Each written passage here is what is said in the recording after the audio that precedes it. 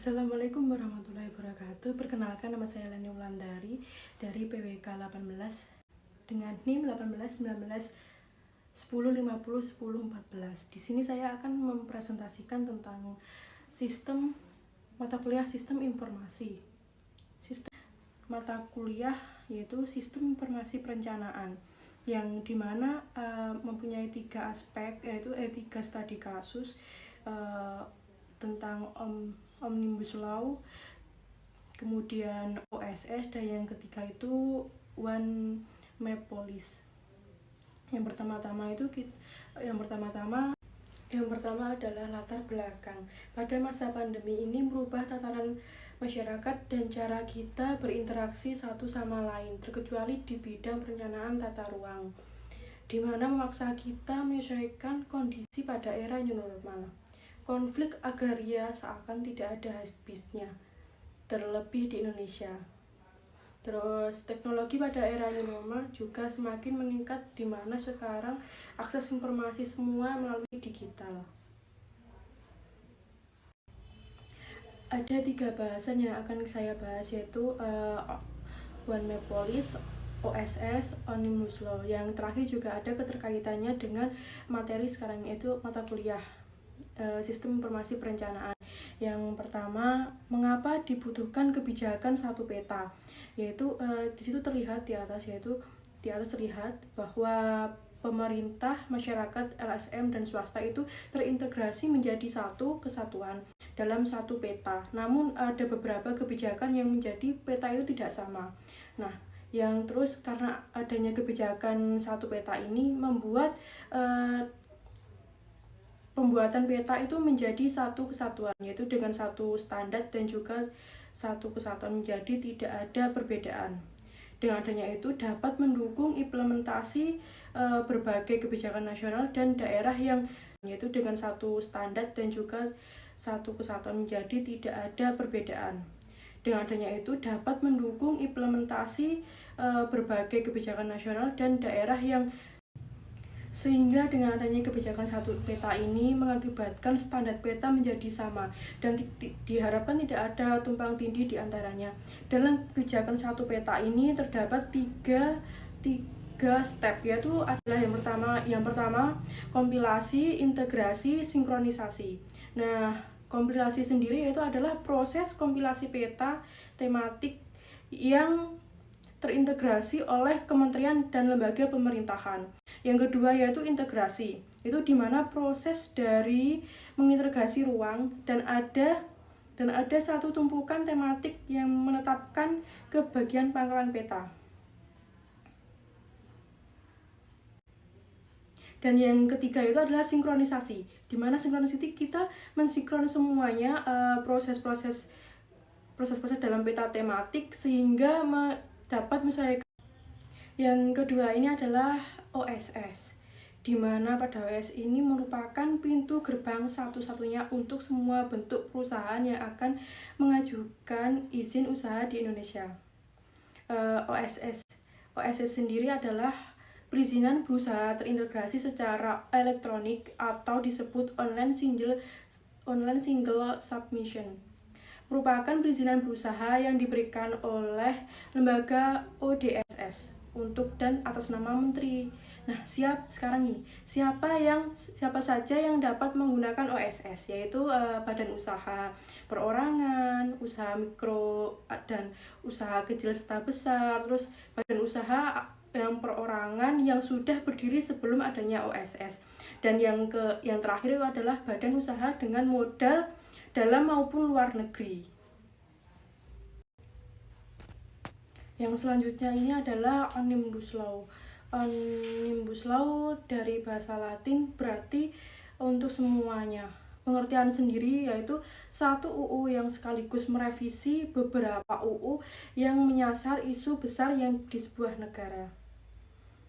Latar belakangnya terbentuknya gagasan Omnibus Law ini adalah karena adanya minim investasi sehingga pemerintah harus mampu bergerak untuk meningkatkan sistem investasi pada Indonesia. Hal ini merupakan sangat penting. Terus kenapa harus mengadakan peningkatan? karena investasi merupakan satu penggerak ekonomi utama di era digital ini. Karena kenapa? Semua kan masyarakat berada di rumah saja, sehingga mereka mencetus beberapa ide untuk mendirikan beberapa usaha. Nah, dengan adanya Omnibus Law ini mampu menampung masyarakat agar dimudahkan untuk berinvestasi. Masyarakat berada di rumah saja, sehingga mereka mencetus beberapa ide untuk mendirikan beberapa usaha. Nah, dengan adanya Omnibus Law ini mampu menampung masyarakat agar dimudahkan untuk berinvestasi dengan perizinan yang sangat dipermudah. Terus selanjutnya ini saya menemukan beberapa kata-kata dalam literasi, yaitu penataan ruang di RUU Cipta Kerja kian mempermudah ruang korporasi. Apa itu korporasi dan siapa yang dipermudah?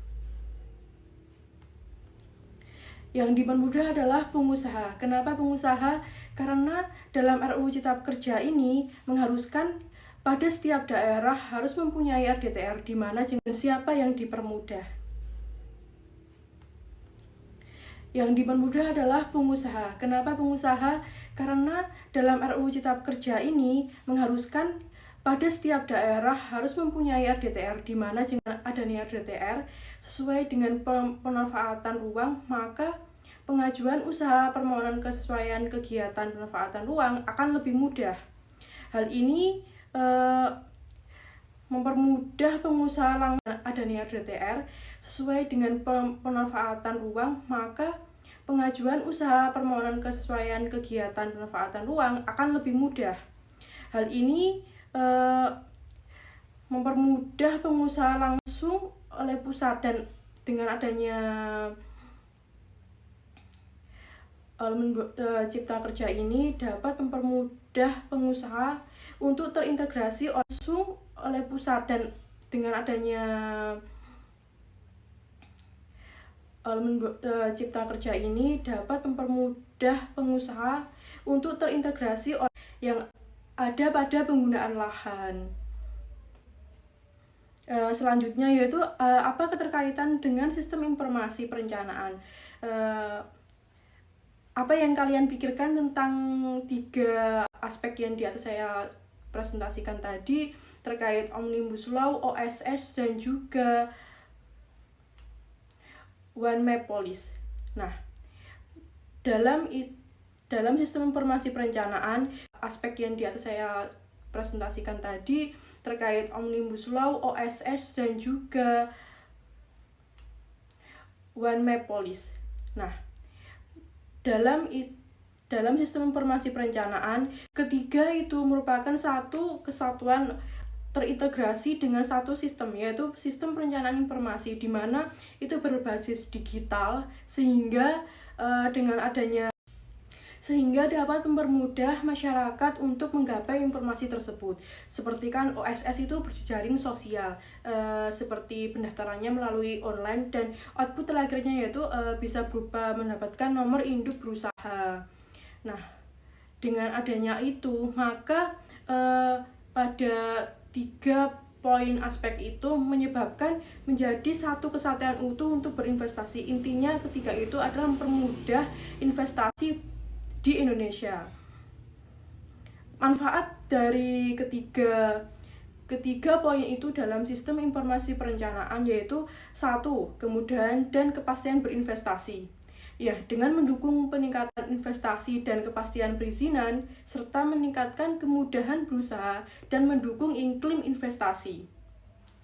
Dan yang kedua yaitu kebijakan pemerataan ekonomi investasi dan kepastian perizinan, serta meningkatkan kemudahan berusaha dan mendukung iklim investasi.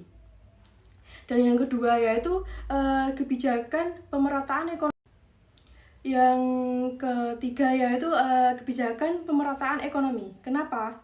Karena dengan adanya ini dapat mendukung implementasi kebijakan pertumbuhan dan pemerataan ekonomi yang efektif dan tepat sasaran. Dan yang ketiga yaitu adalah mempercepat pembangunan infrastruktur. Dengan adanya ini mendukung presentasi penyediaan infrastruktur kawasan strategis dan juga beberapa kawasan yang seperti sasaran. Dan yang ketiga yaitu adalah mempercepat pembangunan infrastruktur.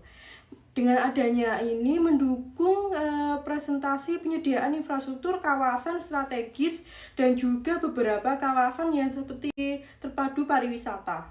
Dan yang terakhir itu adalah penyelesaian konflik pemanfaatan ruang dan perizinan, di mana dengan adanya ketiga itu dapat terintegrasi untuk mendukung penyelesaian konflik pemanfaatan ruang dengan tidak adanya tumpang tindih pada sistem penggunaan lahan. Dan jadi dengan kesimpulannya